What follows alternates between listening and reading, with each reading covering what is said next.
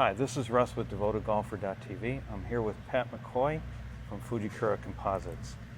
It's Monday, practice day at the Colonial in 2013.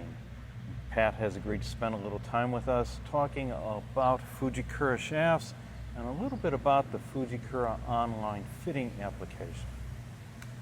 Pat, how long have you been out here on tour? Almost 20 years now, Russ. 20 years. Yeah, I work for, I've been with Fujikura 14 years now. Yeah. And I was at Penley Sports before that for 5, and a company called Composites Dynamics before that. Penley. That's a name I haven't heard in a while. Yeah, it's been a while. Yeah. They were real big in long drive and kind of started in that arena, and then moved on to the PGA Tour, and we did a trailer with them, and actually got them #1 on the PGA Tour for a number of weeks. So it was a fun run. Yeah. And so, are they still in the business? You know, I'm not positive about that. I think Carter Penley himself is doing some stuff for some different OEMs, but I can't speak to that really. I don't know. Yeah. I know they had a rep here on the tour for about the last 2 years. Yeah. But I think he's doing something else now. So. Yeah. So I go back a long way with Fujikura, and I remember my first 757 Sure. Sure. And then I played a 553. Okay. Yeah. And there was another one there, 652. Yeah. Right. And I was looking at them in the shop the other day. Now, I have an EI profiling machine, and I've got a new seen website it. It's phenomenal. running. Yeah. And so I'm looking at these shafts, and I never understood that tiny little box that was on there. Yeah. And I think now I get it. Yeah. You had EI profiles printed on those shafts, didn't We you? did, yeah. Being that it was scaled down in a logo graphic, putting the shafts next to one another, you could see, which one was more tip flexible or butt stiff, but when you make them that small, you really had to take a good look at it. But yeah, that was EI profiling back from 96, 97. Yeah. So the whole concept of EI profiling, I mean, this is nothing new. It's been around forever. Nope. It is nothing new. There's different ways to do it, but the way it's measured has always been the same. So it just depended upon what span and how much you're measuring of the blank. I mean, it's not like torque where there's really no industry standard on the length that you're measuring. We're measuring for torque for us. Yes, it's 1 foot 1 pound. Right. But the amount the beam of the length, right? The amount of length that you measure is obviously when you measure a shorter span, you're going to get a lower torque. So there's no industry standard there. We're doing a little bit now with TJ profiles, and it's great. And we have a standard, and we're going to standardize. We're going to get more information about your products out That's there great. to the consumer. That's phenomenal. That's all we can ask for, and we were the first in the last year and a half to design a website application where consumers can go and be able to download this application on their phones and answer a couple quick questions on shafts they might want to demo with our charter dealers. I've looked at the application a little bit, and you ask the consumer to answer 4 questions. Right. The first one, load. The first one is load. Yeah, we want to. That was the hardest one for me. Yeah, explain that. It's basically where the individual from the being a right-hander, from going into rotation. Do they swing more like a David Toms, who's very loading from the top and pulling or dragging, or do they have a swing more like a Ricky Fowler or a Lanny Watkins, where their hands are going down into their right side of their leg before they go into rotation? So that's kind of hard to quantify for some individuals, but most people know if they have a quick tempo or a lag that is a little smoother or harder. And it's one that helps us with butt rigidity or stiffness of the part, and then being able to look at what they're looking for with launch and weight. We can give them those parameters that will at least give them an opportunity to demo 2 or 3 of our shafts with a fitter, and then find out what the numbers look like, for spin and launch and dispersion. And so after we go through load, then we look at launch. No, we look at the weight. So, yeah. And that's what we do in our Fit On Studio. The first thing that we want to quantify with the individual is, do they move a lighter part faster? Where's that impact location? Do they need something that's shorter? Do they need something that's heavier? If they have a lighter part and we can prove that they can move it faster and their impact location is good and their dispersion's great, why wouldn't they take a look at that? You know, that ball speed is everything, and if we can move it faster, you know, that's huge. And then the next thing we look at is launch. You know, everybody knows if they think they hit it too high or have trouble into the wind, or they're not getting enough carry.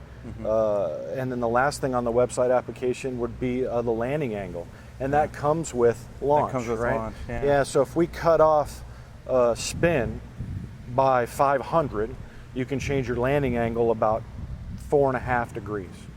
Okay. So it comes with launch, and obviously everyone would like a trajectory that's getting to its apex, cruising on that apex for a good while, and then having an angle of descent, let's call it 35 to 39 degrees, one that'll have definitely 20 plus roll. Now, the typical amateur that I see comes out, I put them in front of a launch monitor. I know what it's supposed to look like. Right. But they don't. Right. They think down here. Sure. Right? Well, that's when you can just show them the carry number. Yeah. You know, let's look at that carry number. Let's look at your angle of descent. Let's see what kind of roll you're getting. And we have trouble with tour players like that as well. You know, they're used to seeing it in that window. And when we tell them, hey, you know, we need to increase your launch. Your window needs to be here. Yeah, a couple more degrees. You know, that's a tricky thing because they're not used to seeing it. But and the real problem out here on tour, of course, is if it's not in the right window, they're going to start holding off their hands. Oh, there's a number of things that can happen. Yeah, tweak. Most things are determined with swing. What you're saying with angle of attack. So they'll change their angle of attack. They'll change their vertical swing plane to accommodate a shaft to fit it in the window that they're used to seeing. Yeah. And obviously, it's dependent upon you know, the conditions today. It's very windy. Players are trying to really keep it down a little bit more and keep it out of the air. Where, you know, sometimes like in the desert when there's not a lot of rough and we're playing in Palm Springs, guys will air it out and they'll launch it much higher because A, they're not too concerned about the rough, and B, they need the carry. It's not blowing, you know, like it is today, 30. So yeah, or like it was yesterday. Yeah, exactly. Yesterday it was blowing quite a bit. Yeah. So fuel, the latest shaft. Tell me a little about the fuel. Yeah, explain the fuel what it's all about. Yeah, the fuel came from a bunch of testing that we did in our fit-on studio using our fitting system called Enso, and it measures the shaft dynamically at 1100 frames a second in 3D. So if we had you in there, we'd give you a test shaft, you'd go ahead and try that, and then based on those parameters, we would be able to fit you in different shafts. And it started as a place where we wanted to do prototypes and testing, and then it evolved into, let's have consumers come in because we do business with all the OEMs. We can fit them in all the different product lines, and we can find out what shafts work the best for them, and then keep quantifying that data on why people swing the way they do and what shafts we put them into.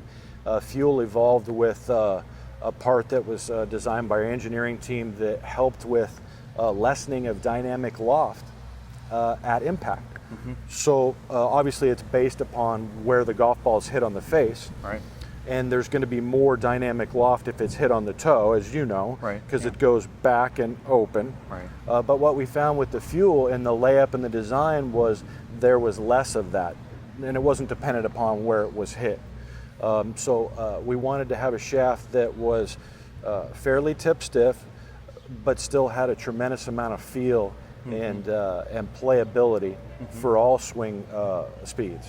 And we've been very successful with it. We had a win with Dustin Johnson, the first event of the year in Hawaii using our fuel, so that was phenomenal. And we have about 10 or 12 in play and drivers at this time with fuel. Motori Speeder and fuel are our biggest shafts out here on the PGA Tour right now.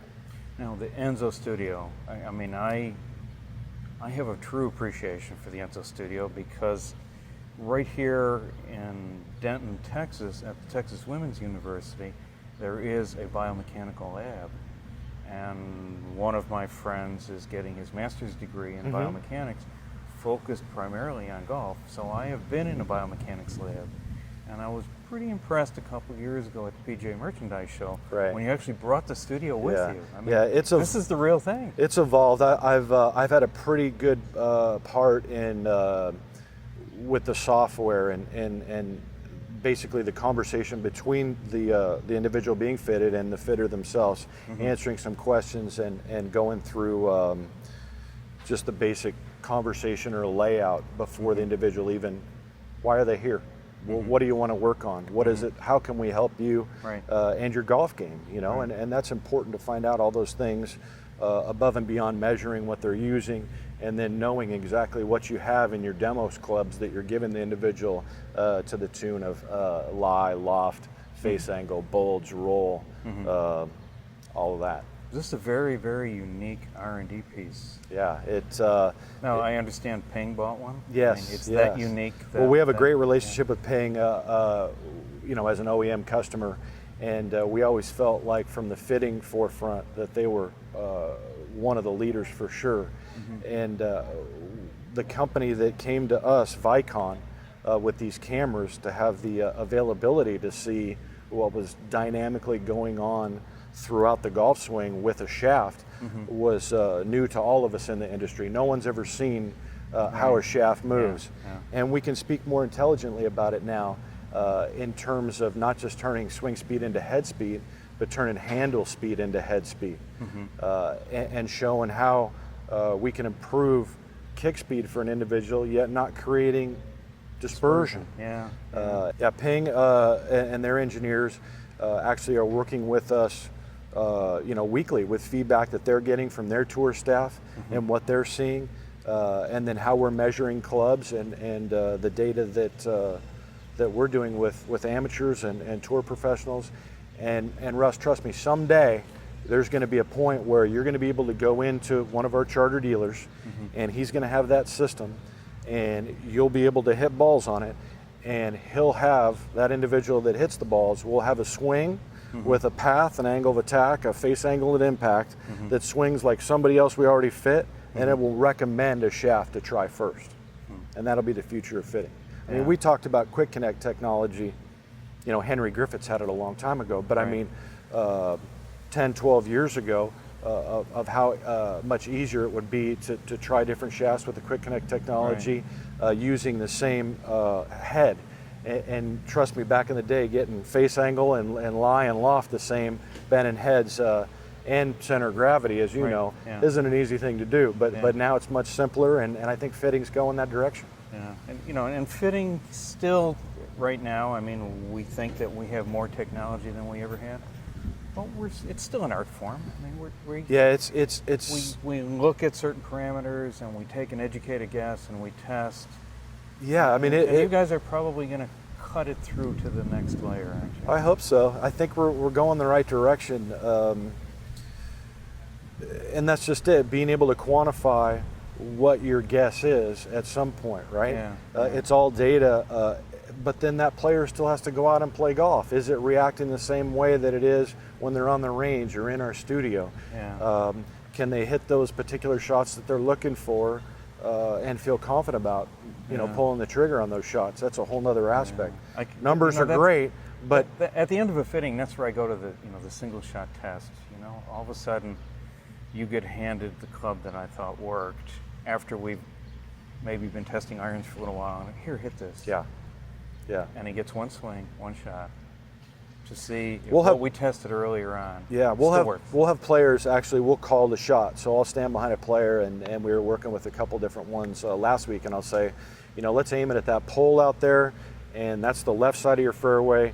Everything left of that's water, and the tree on the right is your right side of the fairway. Hit me a low cut.